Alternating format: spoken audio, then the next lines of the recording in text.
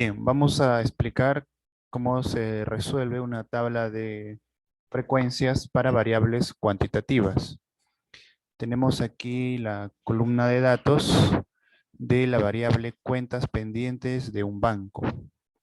Entonces tenemos en una columna 40 observaciones relacionadas a la variable cuentas pendientes.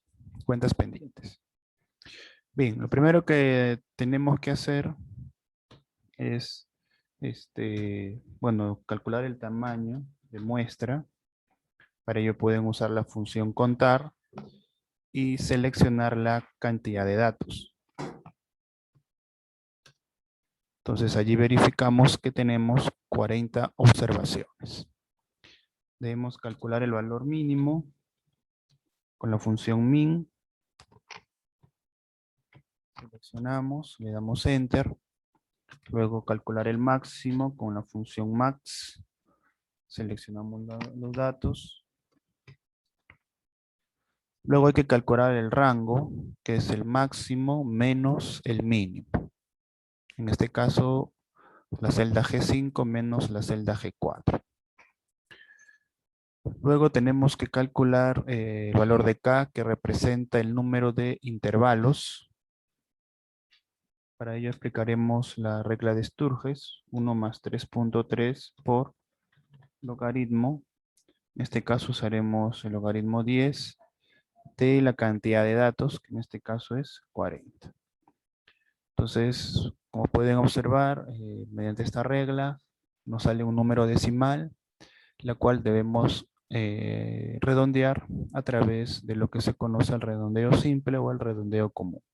Como es menor a 0.5, redondeamos a 6. Entonces vamos a trabajar con 6 intervalos.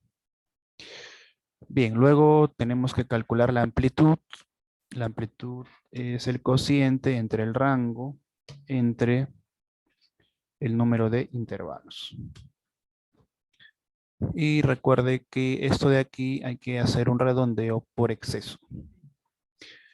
En el caso de las cifras decimales, es un redondeo a la cantidad de números o decimales que tengan los datos. En este caso, los datos no tienen ningún decimal, entonces el redondeo a entero más cercano por exceso. Bien, entonces, básicamente necesitamos estas informaciones, el mínimo y la amplitud para poder construir los intervalos ahora. Tenemos, como pueden ver aquí, 1, 2, 3, 4, 5, 6 intervalos. Aquí. Entonces, el límite inferior empezará con el valor mínimo, que es 31. Para calcular el límite superior, hay que sumar al límite inferior el valor de la amplitud.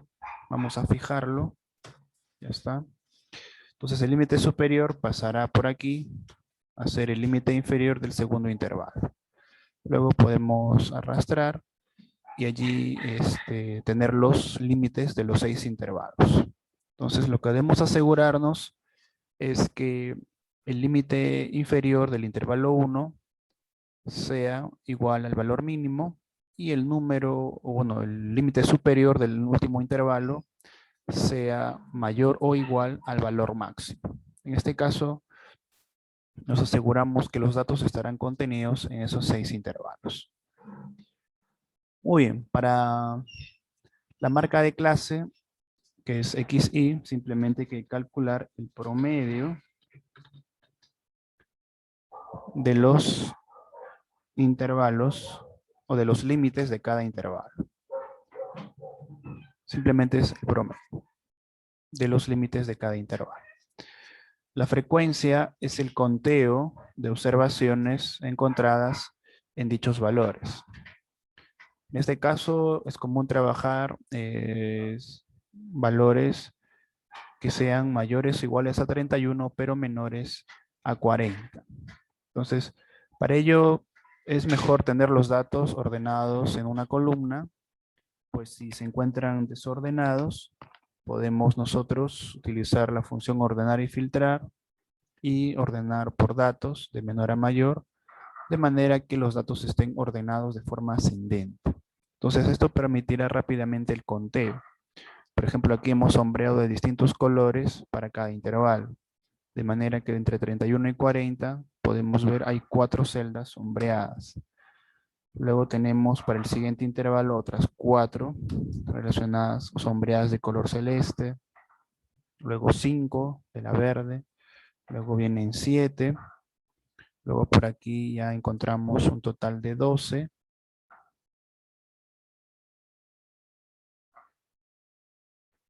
Y finalmente, estas celdas blancas o sin pintar hay 8.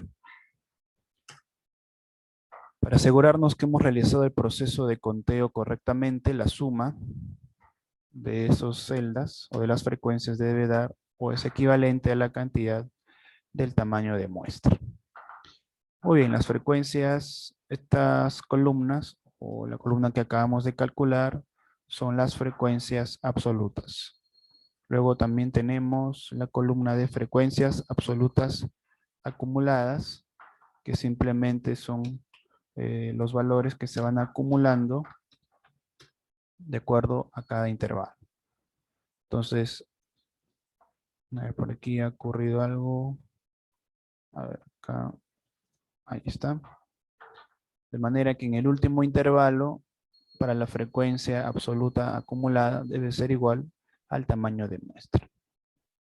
Y luego tenemos el HI o frecuencias relativas, que simplemente es el cociente entre la frecuencia absoluta entre n. Vamos a fijar el valor de n con la tecla F4. Tenemos allí y vamos a jalar. Esto debe sumar el 100%. Lo ven ustedes allí. Luego por aquí tenemos HI, que podemos hacer de dos formas, ¿no? Calcular la frecuencia absoluta acumulada y dividirlo entre el total, que es 40. Y en el último intervalo debe sumar el 100%. Muy bien, algunas interpretaciones bastante interesantes, por ejemplo, para la primera sería la siguiente. Existen 4 deudas pendientes entre 31 y 41 mil dólares. Y luego el 10%, o también de la siguiente manera, ¿no? El 10% de las deudas pendientes se encuentran entre 40 a 49 mil dólares.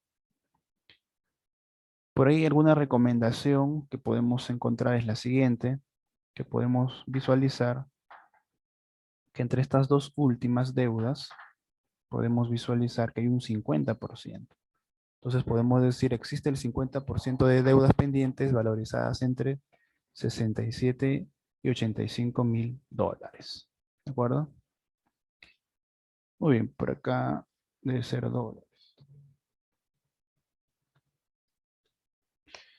Bien, luego por aquí tenemos un gráfico bastante interesante que es el famoso histograma, para lo cual vamos a hacer lo siguiente.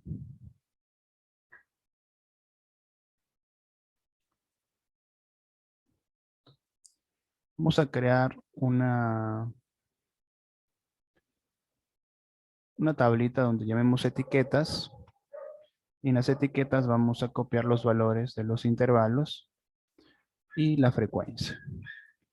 Entonces, de manera que al momento de insertar, tenemos columna y seleccionamos el gráfico de barras. Luego por aquí, en diseño de gráfico, vamos a seleccionar el diseño número 8, el cual presenta el histograma.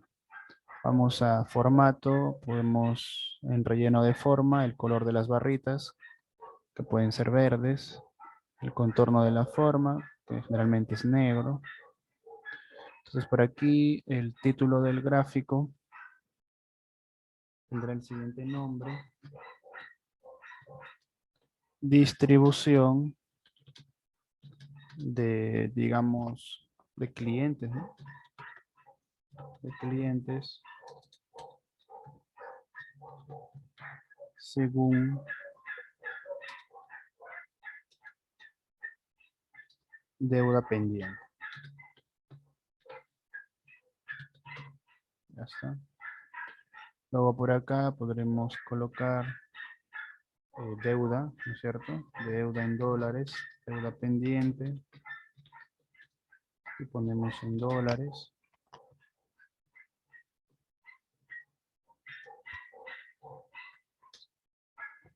Y aquí podemos colocar pues este número de clientes o ahí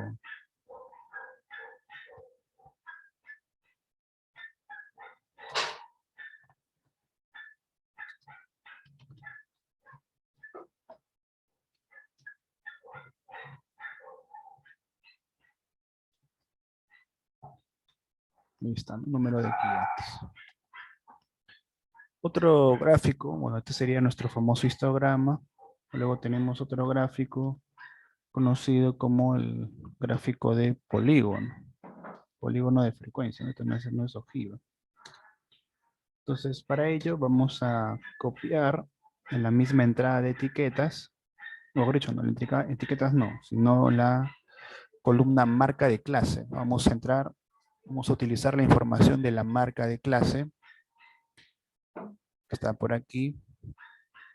Esta de aquí es la información original de la marca de clase, como pueden ver.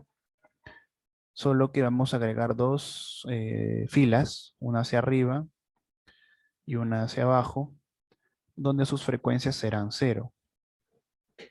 Entonces lo que se debe hacer aquí es restar la amplitud. 35.5 menos 9 nos dará 25.5 y para la de abajo hay que sumar 9 también. 9, ¿qué cosa es? La amplitud. Entonces, ahora sí podemos hacer el gráfico. Hacemos, a ver, para esto vamos a hacer primero lo siguiente. Vamos a seleccionar la frecuencia y vamos a hacer un gráfico de línea. Como pueden ver aquí, y está el gráfico de línea. Ahora lo que se debe hacer es, bueno, vamos a quitar esto de acá. Los ejes vamos a cambiarlos. Para ello vamos a seleccionar datos. Y aquí en la columna donde dice etiquetas del eje horizontal vamos a editarlos. Entonces aquí debemos colocar el rango de ejes y ya está. Y le damos a aceptar. Entonces, este sería nuestro polígono de frecuencias. Es otra forma de representar los datos. Simplemente es la unión, si podemos apreciarlo por aquí.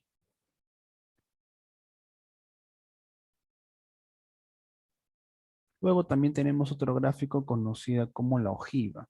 Vamos a explicarles cómo se hace por aquí. La ojiva se trabaja con las frecuencias acumuladas, ya sean las absolutas o las relativas. En este caso hemos decidido trabajar con las frecuencias absolutas, perdón, las frecuencias acumuladas relativas, el HI mayúsculo. Entonces para ello simplemente hay que agregar una fila en la parte anterior que sería del 0%. Igual, ¿no? La amplitud tiene que ser de 9. Vamos aquí a un gráfico de líneas. Como pueden apreciar, ahí está. Entonces, este sería nuestro ojiva. Bueno, por ahí podemos hacer lo siguiente también en los gráficos. Le damos anti-clic, podemos agregar etiquetas de datos. Y ahí está, ¿no? Cómo va avanzando el porcentaje. Lo mismo podemos hacer en el histograma. Podemos agregar etiquetas de datos. Y lo mismo también en el polígono de frecuencia. Ahí está. Muy bien, entonces de esta manera hemos trabajado tabla de frecuencias y gráficos para variables cuantitativas continuas.